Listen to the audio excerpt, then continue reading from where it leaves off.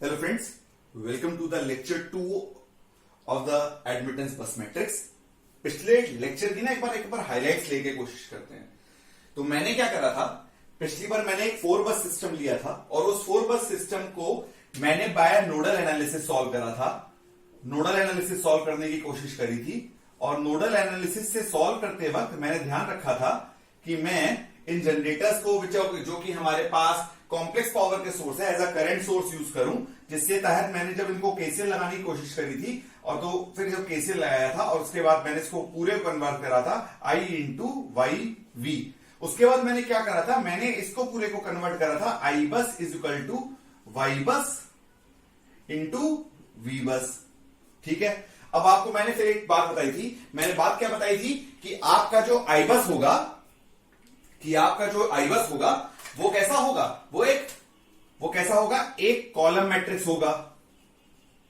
Column matrix होगा जो को उसके सॉर्ट रखा होगा 4x1 का। वोल्टेज वाला भी कैसा होगा, एक कॉलम मैट्रिक्स होगा, वो भी कैसा होगा 4x1। जबकि वाई बस जो होगा वो कैसा होगा 4x4 का। तो अब आप जरा ध्यान से देखिएगा, मैंने क्या बोला, वाई बस आपका 4x4 का था, मैंने पूरा का पूरा सॉल्व करा था और उसके बाद मैंने इस वाले से इस डेरिवेशन तक आ गया था। अगर इस तरह के इस डेरिवेशन में कोई भी समस्या हो तो मैं आपको रिकमेंड करूंगा एक बार आप पिछला वीडियो देखिए, उसमें बहुत डिटेल तरीके से समझाया गया है कि किस तरीके से आपको इस फॉर्म तक पहुंचना है। ठीक है जी, तो अब मैं हम लोग ना थोड़ा जनरलाइज करने से पहले मैं थोड़ा सा कुछ बातें करूंगा। मैंने फिर उसके बाद एक बात और कही थी, कि इसका मतलब अगर मैं वाई बस को रिप्रेजेंट करूंगा, इस 4 बस की वाई बस को रिप्रेजेंट करने की कोशिश करूंगा तो I can represent it in the form of y11, y12, y13 और y14। फिर यहां पर आएगा y22, y33 और यहां पे क्या जाता था y44। अब जरा चेक करिएगा, यहां पे क्या आ जाएगा y12, यहां पे क्या आ जाएगा y23 और यहां पे क्या आ जाएगा y13 और यहां पे क्या आ जाएगा y23 और यहां पे क्या आ जाएगा y24, यहां पे क्या आ जाएगा y14 और यहां पे अपने आ जाएगा वैल्यू, जरा चेक करिएगा, यहां पे आ जाएगा y23 और यहां पे आ जाएगा y34 और यहां पर आ जाएगा y24, यहां आ जाएगा y34।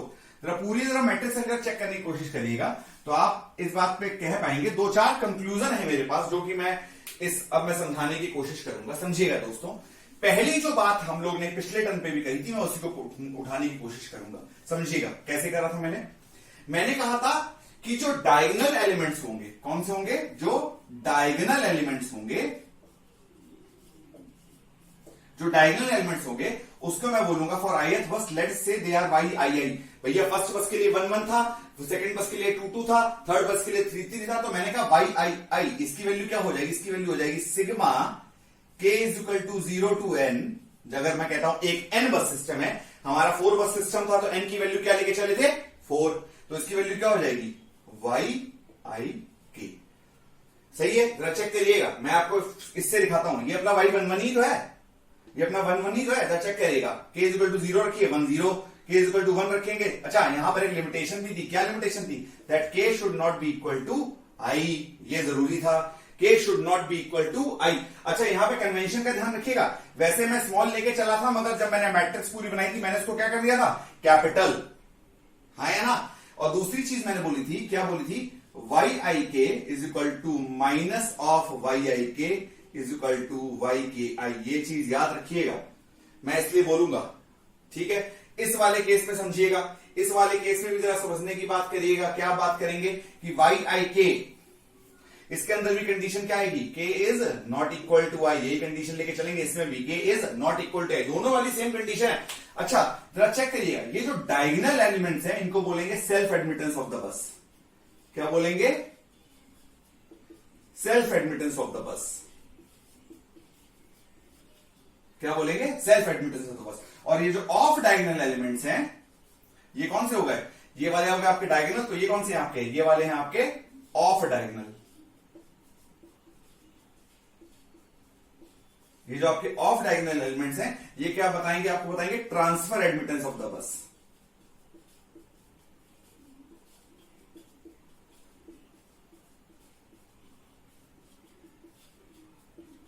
ये आपको क्या बताएंगे, transfer admittance of the bus. तो समझिएगा जरूर, जो आपके self admittance of the bus है वो होता है वाई आई आई, और जो आपका ट्रांसफर एडमिटेंस होता है वो होता है वाई ए के, वाई आई के।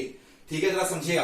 अगर मैं कहता हूं, अब मैं ना इस पूरी प्रॉपर्टी को एक बार दोबारा रिपीट करूंगा, y I I is equal to क्या हो, sigma k is equal to 0 to n y i k, है ना।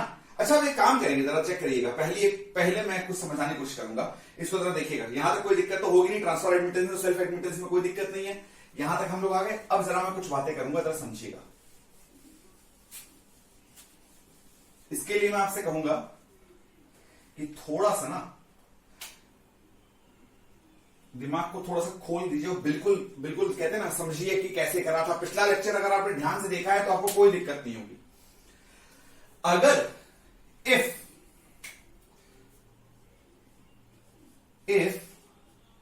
all the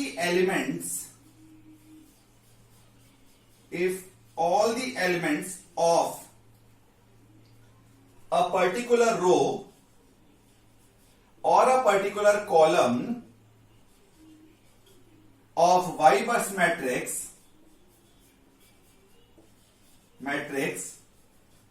are added up, ये एक बहुत बड़ी चीज निकलेगी, are added up, it will give shunt admittance of the bus। ये क्या दे देगी, shunt admittance of the bus. ये इंपॉर्टेंट समझिएगा, कैसे करा इसको जरा दोबारा देखेंगे एक बार। मैंने क्या बोला, if all the element of row और column of y bus matrix are added up. अब चाहे आप इसको ऐड कर लीजिए, चाहे इसको ऐड कर लीजिए, मतलब मैं अगर इसकी बात करूं, चाहे आप इसको ऐड कर लीजिए, चाहे आप इसको ऐड कर लीजिए। अच्छा, इसको ऐड करिए जरा, y10 plus y12 plus y14, y12 से y12 क्या, y14 से y12 क्या बचा, y10। इसी तरह इसमें भी ऐड करें, क्या बचेगा, तो क्या बचेगा, क्या दे देगा, shunt admittance of the bus. बिल्कुल सही बात है, shunt admittance of the bus.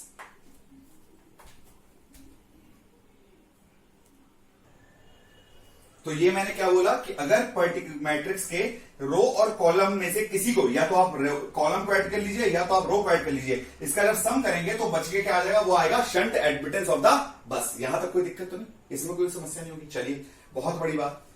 अगली चीज जरा समझने की कोशिश करिएगा, अगली चीज जरा समझने की कोशिश करेगा। ये मैं दोबारा लिख दे रहा हूं, अच्छा यहां लिख दे रहा हूं, चलिए इसको आसानी हो जाती है। ये मेरी रही वाई बस, ठीक है। जरा समझने की कोशिश करिएगा। अगली बात जिसके लिए मैं बात करूं, क्या कभी भी वाई आई आई एलिमेंट 0 हो सकता है? क्या कभी भी वाई आई आई एलिमेंट 0 हो सकता है? वाई आई आई एलिमेंट 0 हो गया मतलब कि क्या हुआ, ना उसका शंट एडमिटेंस एग्जिस्ट करा, ना बाकी का कोई ट्रांसफर एडमिटेंस एग्जिस्ट करा। सही बात, ना उसका शंट एडमिटेंस एग्जिस्ट करा और कभी नहीं होता, तो वाई आई आई की वैल्यू कभी भी 0 नहीं हो सकती। क्योंकि अगर वाई आई 0 होता है, if Y I I is equal to 0, मैं जनरलाइज कंडीशन लेके चल रहा हूं, मतलब पर्टिकुलर बस की बात कर रहा हूं, Y I is equal to 0, इसका मतलब node does not exist, node does not exist. अच्छा, इंपॉर्टेंट चीज क्या है, हम पावर सिस्टम में क्या नोड का वर्ड यूज कर रहे हैं, हम क्या वर्ड यूज कर रहे हैं, बस डज नॉट एग्जिस्ट। इसलिए वाई आई आई कभी भी 0 नहीं हो सकता। अब मैं इंपॉर्टेंट बात करता हूं, जरा समझिएगा। मतलब एक चीज तो यहां पर हमके पास आ गई, Y I I can not be equal to 0। अब आप बात करते हैं वाई आई के, क्या वाई आई के 0 हो सकता है? बिल्कुल हो सकता है। इसकी वैल्यू क्या होती है, equal to minus of y i k, हाँ है ना। इसका मतलब इफ वाई आई के इक्वल टू 0, मतलब कि नो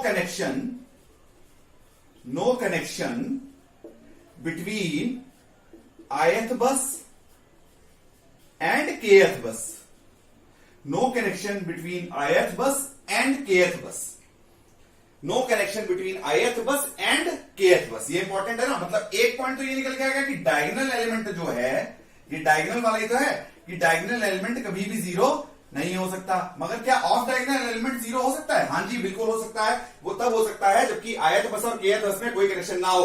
अपने वाले सवाल में जरा चेक करिएगा, 1 और 3 के बीच में कोई कनेक्शन नहीं था, तो 3-1 भी 0 है और 1-3 भी 0 है, हाँ या ना। 1-3-1 भी 0 और 1-3 भी 0। चलिए अब जरा ना थोड़ी सी बात करते हैं।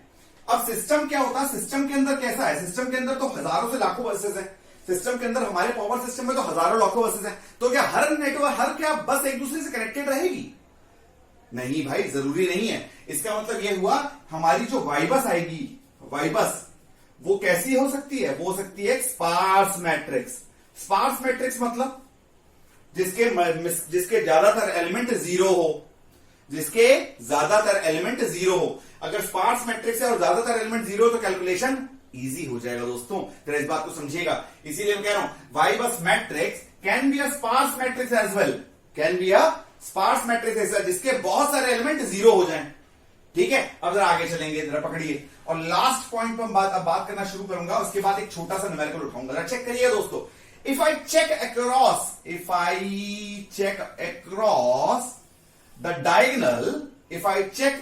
the diagonal, then I find that Y bus is a symmetric matrix.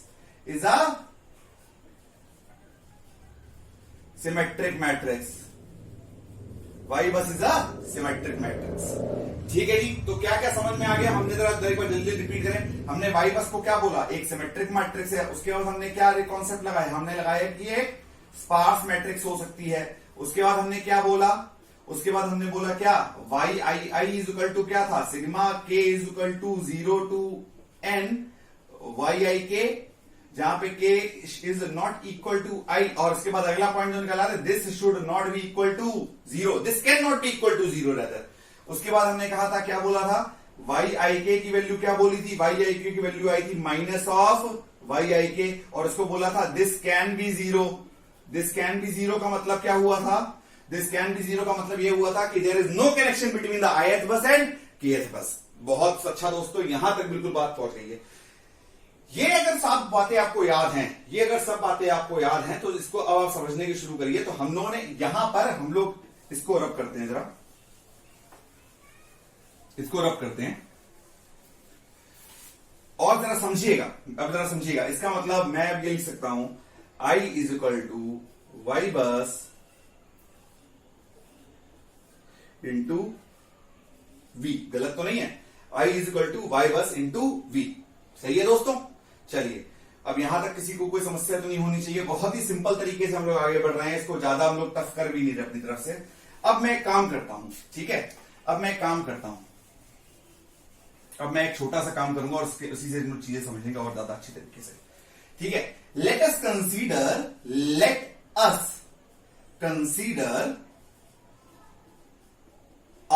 N बस सिस्टम। क्या कंसीडर कर रहे हैं? एन बस सिस्टम। ठीक है, लेट अस कंसीडर एन बस सिस्टम। अच्छा, कोई अगर इस बात की बड़ी सिंपल सी बात है, तो वाई बस का जो ऑर्डर होगा वो क्या हो जाएगा? वो हो जाएगा n क्रॉस n। वाई बस का ऑर्डर क्या हो जाएगा? n cross n। अच्छा, अगर मैं बोल रहा हूं तो इसके अंदर एलिमेंट्स कितने हो जाएंगे? एलिमेंट्स कितने हो जाएंगे इसके अंदर? मैं अगर सिंपल बोल रहा हूं तो n का स्क्वायर ना। एलिमेंट्स कितने हो जाएंगे? ये इंपॉर्टेंट पॉइंट है। अगर एक n बस सिस्टम लेते हो तो वाई बस जो बनेगी वो किसकी ऑर्डर की बनेगी? वो उसका क्या बनेगा? डायमेंशन। उसका बना डायमेंशन बनेगी n क्रॉस n, और इसके एलिमेंट कितने हो जाएंगे? n square. अब आप जरा ध्यान से समझिएगा भैया, इसके अंदर क्या होगा? इसको ऐसे ही तो लिख सकते हैं। चलिए लिख देता हूं आपके लिए आराम से। इसको मैं लिख सकता हूं y11 y12 से लेकर कहां तक खींच दूंगा? ym1 n तक। ये भी कहां तक जाएगा? y1 n तक। और ये कहां तक आ जाएगा? yn तक। सही है ना? ये तो ये किसका ऑर्डर क्या होगा? n क्रॉस n तक। ठीक है जी। अब क्वेश्चन समझिएगा, क्वेश्चन क्या पूछा गया? क्वेश्चन पूछा गया what is the maximum number of lines between them. क्या पूछा? What is the maximum number of lines between them. Question क्या पूछा गया? ध्यान समझिएगा, what is the maximum number of line between them. जरा समझिएगा दोस्तों। ओके जी, बहुत बढ़िया बात, बहुत बढ़िया बात। जरा समझिएगा मैक्स। अच्छा, क्या डायगोनल एलिमेंट 0 होते हैं? क्या डायगोनल एलिमेंट 0 होते हैं? क्या डायगोनल एलिमेंट 0 होते हैं? कभी भी नहीं। तो नंबर ऑफ एलिमेंट्स कितने हो गए? n square minus n। सही है ना? अब ये बाकी एलिमेंट कौन से हैं? अगर मैं कह रहा हूं मैक्सिमम नंबर बात है, ये भी कौन से होना चाहिए? Non zero. तो अगर इन बचे हुए को, भैया ये कितने बार सिमेट्रिक मैट्रिक्स है, मतलब ये हाफ और ये हाफ कैसा है? सेम।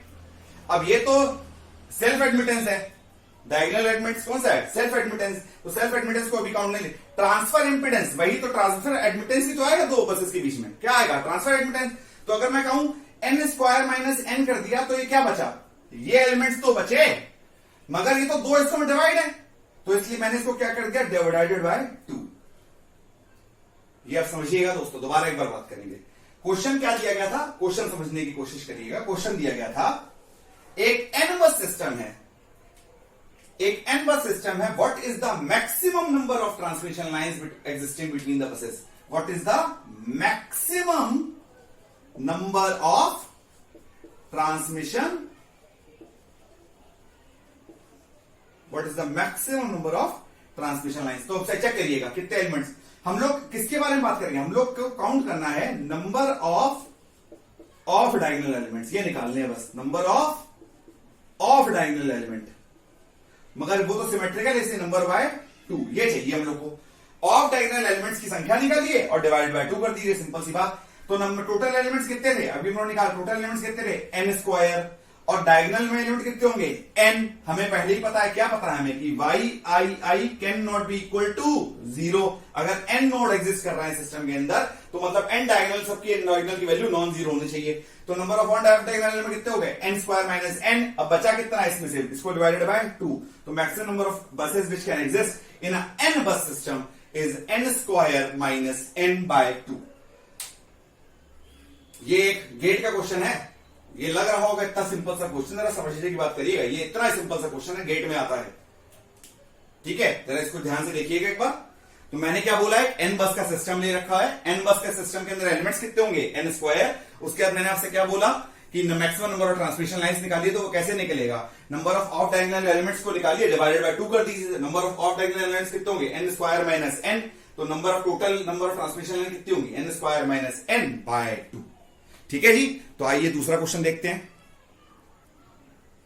तो दोस्तों इसके अंदर कोई दिक्कत तो नहीं, मगर अगर वो कह रहा है नंबर ऑफ ट्रांसमिशन लाइंस निकालिए, तो आप क्या करिए, नंबर ऑफ डायगोनल एलिमेंट्स निकालिए जो कि नॉन जीरो हो।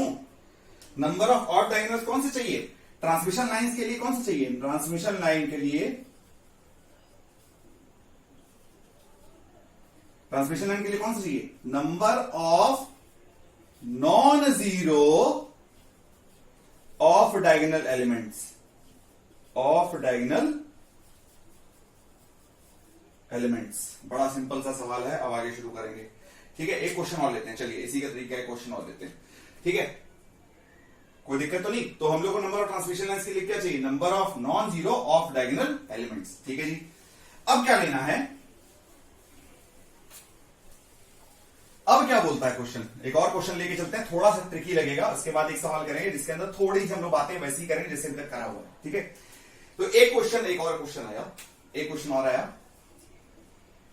कह रहा भाई साहब आपके पास है ना 10 बस सिस्टम है। कैसा सिस्टम है, 10 बस का सिस्टम है। ठीक है, 10 बस का सिस्टम है। अब यहीं से सवाल खुलेगा, 10 बस का सिस्टम है तो वाई बस का ऑर्डर क्या होगा, वाई बस का जो बनेगा मैट्रिक्स वो क्या बनेगा, कितनी की बनेगी, डायमेंशन है ना 10 बाय 10 की। तो एलिमेंट्स कितने हो गए, एलिमेंट्स कितने हो गए 100। बहुत बढ़िया बात, 100। अब उसने क्या बोला कि 50 नॉन जीरो एलिमेंट्स हैं, 50 नॉन जीरो एलिमेंट हैं। अच्छा, बड़ा सिंपल से सवाल है ये वाला, अगर आप समझने की बात करिएगा। नंबर तो what is the number of transmission line, वो पूछ क्या रहा है, नंबर ऑफ ट्रांसमिशन लाइन। बिल्कुल सही बात भैया, बता दे रहे आंसर। चलिए, इसका कोई दिक्कत नहीं। मैंने क्या बोला था, नंबर ऑफ ट्रांसमिशन लाइन निकालने के लिए आपको क्या चाहिए, number of non zero, number of non zero of diagonal elements. वही तो चाहिए, कौन से चाहिए, number of non zero of diagonal elements, यही तो चाहिए। ठीक है जी, तो इस सवाल को ना करने का एक सिंपल तरीका ये है। वो क्या बोल रहा है, नंबर ऑफ ट्रांसमिशन लाइन के रखते थे, नंबर ऑफ ट्रांसमिशन लाइन कितना होगा। ठीक है, जरा चेक कर लीजिएगा, इसको आसानी से करेंगे थोड़ा। अगर 10 बाय 10 की मैट्रिक्स है, कितने बाय कितने की मैट्रिक्स बोल रहा है, वो कह रहा है 10 बाय 10 की मैट्रिक्स है, तो उसका चेक करिए डायगोनल में कितने एलिमेंट होंगे, 10। डायगोनल में कितने एलिमेंट एग्जिस्ट करेंगे, 10। Total number of non zero element कितने थे? 50। मतलब कि सिंपल सा था, अगर 50 माइनस 10 कर दूं तो ये क्या बता देगा मुझे? ये बता देगा मुझे ऑफ डायगोनल एलिमेंट कितने हो गए। ऑफ डायगोनल एलिमेंट कितने हो गए? 40।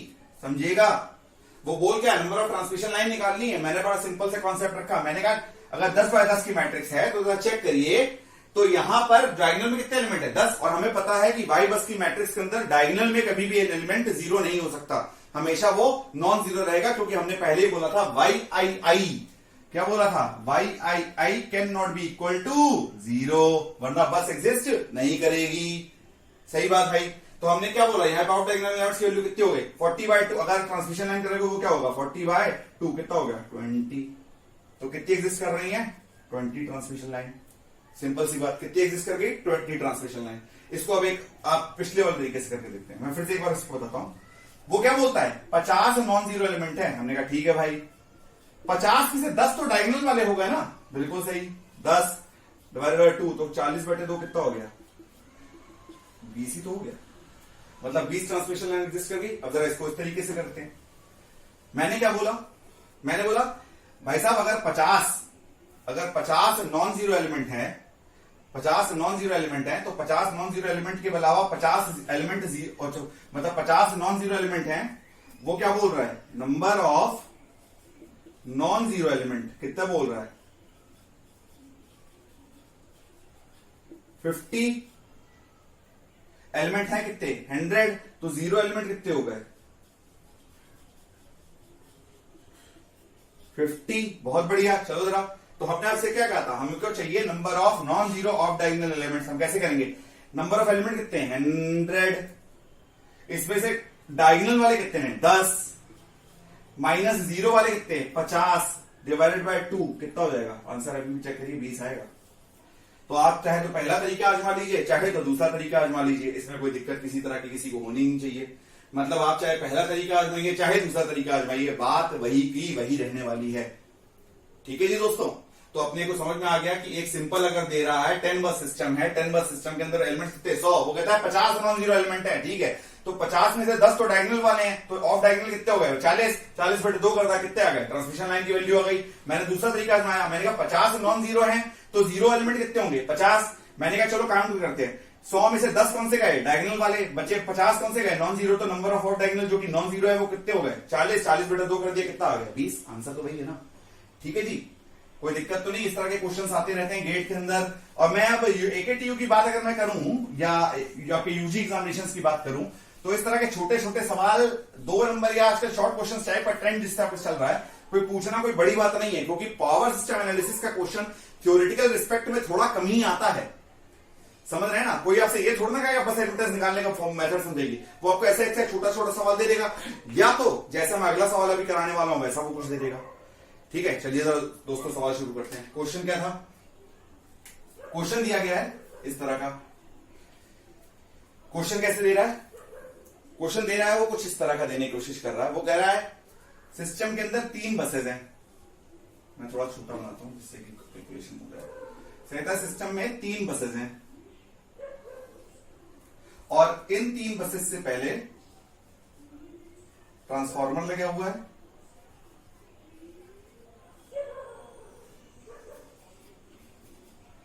ट्रांसफार्मर से पहले जनरेटर लगा है। चलिए मैं इसको थोड़ा सा दोहरा करता हूं।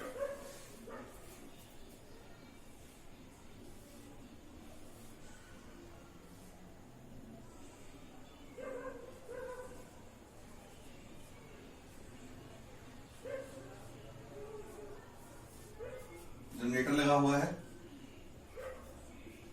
Transformer, reactance, generator, generator, reactance, transformer, ये लगा हुआ है। और उसने बोला है कि ये सारे के सारे आपस में ग्राउंडेड हैं। चलो भाई ये ग्राउंडेड कर दिया। सारे आइडेंटिकल हैं जनरेटर, सारे आइडेंटिकल और ट्रांसफार्मर जनरेटर है। जनरेटर का उसने जनरेटर का दे दिया है 0.15 और 0.15। ट्रांसफार्मर का दे रखा है 0.1, 0.1, 0.1। अच्छा चेक करिएगा, ये वैल्यू पीयू में दे रखी है उसने। मैंने एक बार भी नहीं बोला उसने पहली वैल्यू कुछ और किसी और फॉर्म में दे रखी है। तो ये हो गई अपनी बस नंबर 1, ये हो गई अपनी बस नंबर 2, ये हो गया अपनी बस नंबर 3 और ये हो गया अपनी बस नंबर 4। इसके बाद इसने क्या बोला, इसके बाद इसने बोला, समझिएगा, इसके बाद इसने क्या बोला कि ये बस और ये बस कनेक्टेड है आपस में, और ये बस और ये बस भी कनेक्टेड है आपस में, और ये बस और ये बस भी कनेक्टेड है आपस में, ये बस और ये बस भी कनेक्टेड है आपस में, ये बस और ये बस भी कनेक्टेड है आपस में। इन सबका उसने इंपीडेंस की वैल्यू दे रखी है, इन सबकी उसने इंपीडेंस की वैल्यू दे रखी है। एक और किधर, तो उसने ये सवाल दे रखा है, वो क्या कह रहा है कि identical generators with a reactance of 0.15 in the series transit reactance and they are connected to a transformer of 0.1 pu reactance and they are connected to the 3 buses which is connected to the 4 buses by the given this system।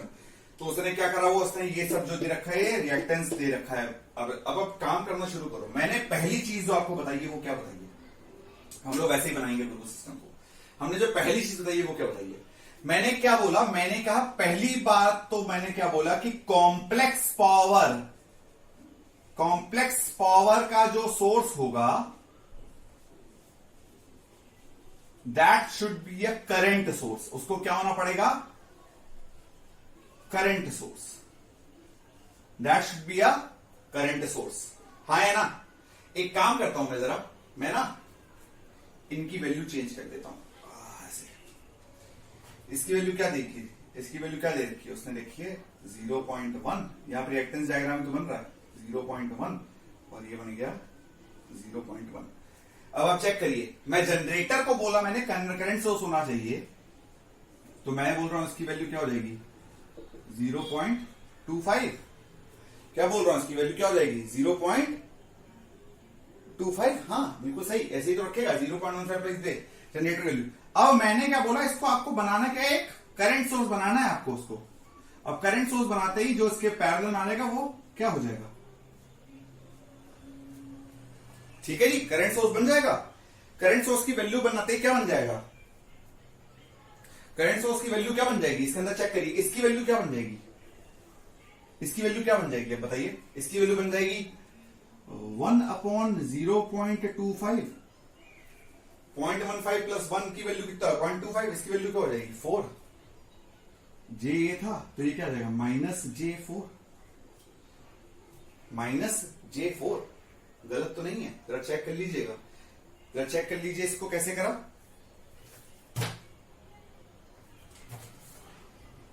-J4, ठीक है जी, बहुत बढ़िया।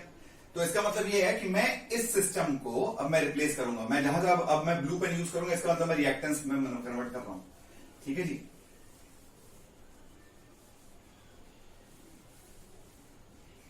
ठीक है जी, बढ़िया। मैंने कहा ये हो गया मेरा करंट सोर्स, इस करंट सोर्स में से मैंने क्या लगा दिया, इस करंट सोर्स पे पैरेलल में लगा हुआ है मेरा -J4 लग गया, सब में लगा दो।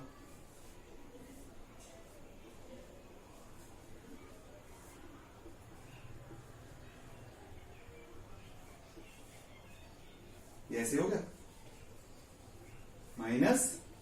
-J4 और ये आपस में क्या है, शॉर्टेड है, 10 कनेक्शन इधर आ गया, ठीक है जी, चलिए कोई दिक्कत नहीं। अच्छा अब दूसरा काम कर देते हैं, दूसरा काम क्या, इस लाइंस को भी कन्वर्ट कर लेते हैं। ये किसमें है, ये अभी किसमें है, इंपेडेंस फॉर्म में, इनको कन्वर्ट करें तो इसकी वैल्यू क्या हो जाएगी, चेक करिए, इसकी वैल्यू हो जाएगी -J5, इनसे मस्ती तो करना है। इसकी वैल्यू क्या होगी -J5, इसकी वैल्यू क्या होगी जरा चेक करिएगा -J2.5, गलत तो नहीं। इसकी वैल्यू क्या हो जाएगी, इसकी वैल्यू हो जाएगी -4J और इसकी वैल्यू क्या हो जाएगी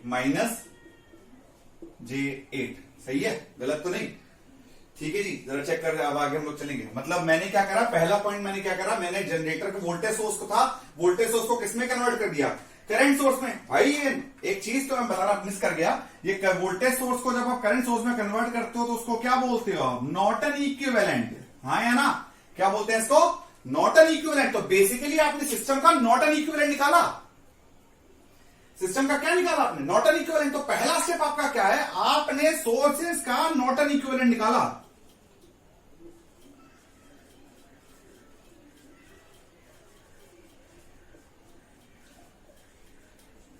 सोर्सेस का क्या निकाला, नॉर्टन इक्विवेलेंट। उसके आगे काम शुरू करेंगे। अब जरा चलिए थोड़ा समझते हैं क्या होगा।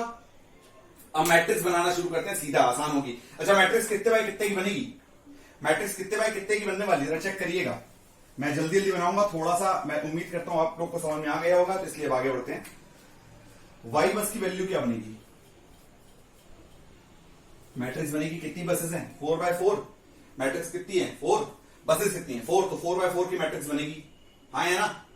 अब चलिए शुरू करते हैं। y11 की वैल्यू बताइए, y11 की वैल्यू क्या बनेगी, y11 की वैल्यू बनेगी जितने भी एलिमेंट कनेक्टेड हैं, जितने भी एलिमेंट कनेक्टेड है, ये कनेक्टेड है, ये कनेक्टेड है और ये कनेक्टेड, और कुछ तो नहीं कनेक्टेड है, ये कनेक्टेड है, ये कनेक्टेड है और ये कनेक्टेड, और कुछ तो नहीं कनेक्टेड है। 8 4 12 5 13, y11 की वैल्यू आ गई -13 -13। पहले डायगोनल उठाएंगे। y22 की वैल्यू देखिए, y22 की वैल्यू कौन सी आएगी, ये आ गया, ये आ गया, ये भी आ गया और क्या आएगा, ये भी आ गया, चारों आ जाएंगे भैया, देखिए जरा, ये भी आ रहा है, ये भी, ये भी, ये भी, ठीक है। y22 में क्या क्या आ गया, 4 पे 4 8, 8 पे 8 16, -18j, -18.5, ठीक है जी। चलिए 3 में आ जाइए, 3 में क्या चला, -4j, -6.5j और -5j, कितना हो गया, -11j। फोर्थ बस पे आइए, फोर्थ बस पे क्या है, फोर्थ बस पे जरा देखेंगे तो फोर्थ बस पे कितने आ रहे हैं, 1 2 3 8 4 12, सॉरी एक ये आ गया 5 8 13, 13 पे 5 18, -j18। वैल्यू एक बार दोबारा चेक कर लीजिएगा जरा, y11 की वैल्यू चेक कर लेता हूं, 4 पे 5 9 पे 5 9 पे 4 13, बिल्कुल सही है। y22 पे चेक कर लेता हूं, y22 पे कौन सी आएगी, 4 पे 4 8 पे 8 16, -18.5, सही है, ठीक है जी। y33 कौन सी होगी, ये आ गया -4 पे 2 हो गया कितना, -6.5 11.5, सॉरी -11.5 आएगा, और इस पे कितना आएगा, -5 13 5 18, ये आ गया, सही है जी। चलिए अब बात करते हैं y12 की। मैंने क्या बोला था, yik की वैल्यू क्या चलेगी, मैंने yik -yik, तो अब शुरू करिएगा। y12 के बीच में कितना है, -4j, मतलब -4j कितना हो जाएगा, 4j। अच्छा y12 की वैल्यू ये है तो y21 की वैल्यू भी यही आएगी, ठीक है जी। y13 की वैल्यू क्या है, y13 की वैल्यू आ रही है 0, तो ये 0 तो ये भी 0 दोस्तों। चलिए y14 की वैल्यू कितनी आ रही है, y14 की वैल्यू आ रही है -5j, तो 5j। चलिए जी आगे बढ़ते हैं। y23 की वैल्यू कितनी आ रही है, y23 की वैल्यू आ रही है 2 से 3 कनेक्ट करी उसने इससे, -j2.5। y24 की वैल्यू कितनी आ रही है, सॉरी ये माइनस थोड़ा ना रहेगा, ये तो हट जाएगा ना, -y कैसे था ना, ये y24 की वैल्यू कितनी आएगी, अब आ जाएगी 8j, ठीक है जी, बिल्कुल सही। आगे बढ़िएगा जरा, अब इसकी वैल्यू किसकी, y32, अब आप चेक करिएगा, y23 की वैल्यू आपने निकाल ली है j2.5, y34 की वैल्यू आप चेक कर लीजिए, y34 की वैल्यू कितनी आ रही है, 5j, ठीक है जी। अब आप चेक करिए, इसकी वैल्यू क्या आ जाएगी 5j, इसकी वैल्यू क्या आ जाएगी 8j, इसकी वैल्यू आ जाएगी 5j। अब जरा समझिएगा, इस मैट्रिक्स को चेक करूंगा मैं, कैसे चेक करूंगा, मैंने आपको एक कैरेक्टरिस्टिक्स बताई थी कि अगर आप सारे एलिमेंट या तो रो के या तो कॉलम के अगर आप ऐड करते हैं तो जो आएगा वो शंट एडमिटेंस से बराबर होना चाहिए। अब इसका शंट एडमिटेंस बस 1 का कितना है, 4j, माइनस का 4j, चेक करिएगा, -13 + 4 कितना हो गया, -13 + 9 -4j, यही तो आ रहा है, सही है आंसर। इसमें इसका भी चेक कर लेते हैं, 4 2 6.5 14.5, तो ये कितना हो गया, -4j, सही आ रहा है। थर्ड बस का भी चेक कर लेते हैं, 2 + 5 7, 7 में -11.5, 4j, ठीक है।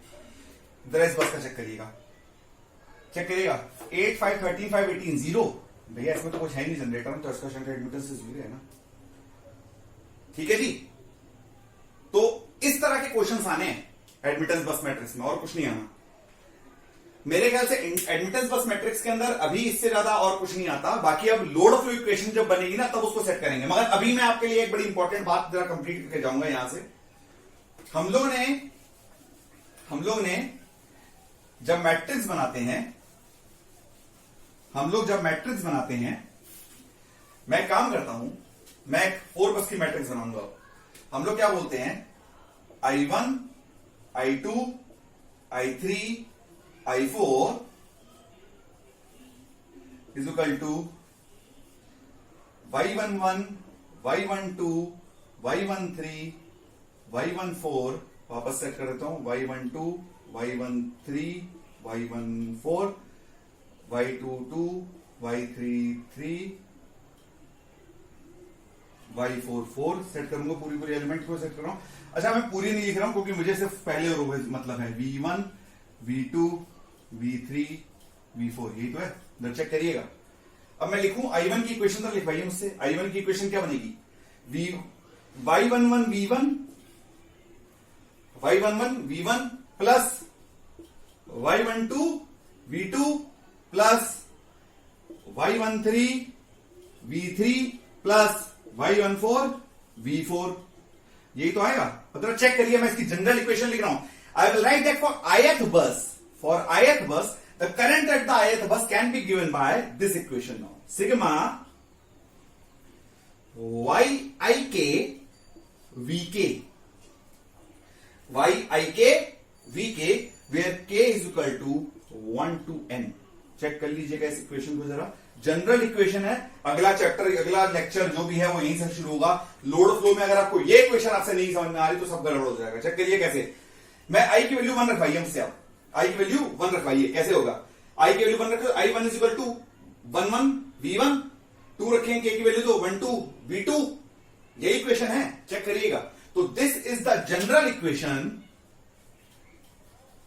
Equation which shall be used in load flow of the power system. So friends, that's all from my side regarding admittance bus matrix. बाकी इसके साथ अभी हम एक सवालों का सेशन अगर टाइम लगे मिलेगा तो करेंगे, वरना नेक्स्ट लेक्चर में मैं सीधा लोड फ्लो की जो इक्वेशंस है उसके फॉर्मुलेशंस के बारे में बात करूंगा। Thank you, all the best, stay at home, stay safe, thank you.